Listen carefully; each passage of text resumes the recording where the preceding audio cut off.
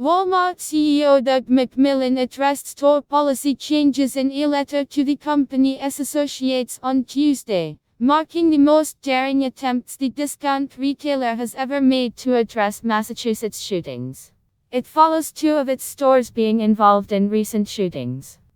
McMillon wrote, "We know these decisions will inconvenience some of our customers, and we hope they will understand. As a company, we experienced two horrific events in 1 week, and we will never be the same. Foregoing sales for stronger gun control."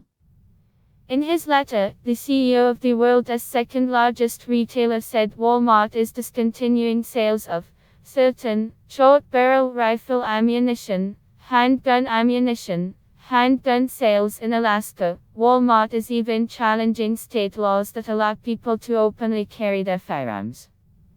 So in Texas, where two of the latest Massachusetts shootings happened, law-abiding citizens are being asked to not tote their weapons inside Walmart or Sam's Club stores.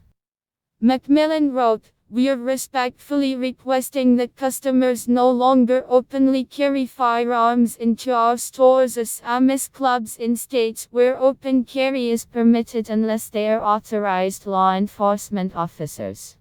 People who have permits to carry concealed guns can still do so.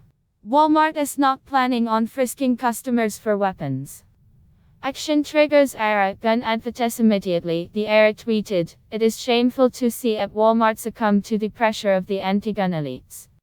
Lines at Walmart will soon be replaced by lines at other retailers who are more supportive of America's fundamental freedoms." Read at Era's statement on Walmart's decision here. Pic. Twitter.com/BMUSOTP Era at Era September 3, 2019. There is no doubt that people will do their buying elsewhere over Walmart's latest gun policies. In fact, Sharp Boycott Walmart is already making its way around the Twitterverse. Dear Sharp Walmart, you seriously make me wish I hadn't stood up for you last month. What a foolish move. People, stop going to the leftist PC idol. //T. Olorado/4 Biff Herpy, Pastor Greg Locke, at Pastorlic, September 3, 2019. McMillon is also fed up with the slow approach. You can read full post on Cryptofans News, link available in text below.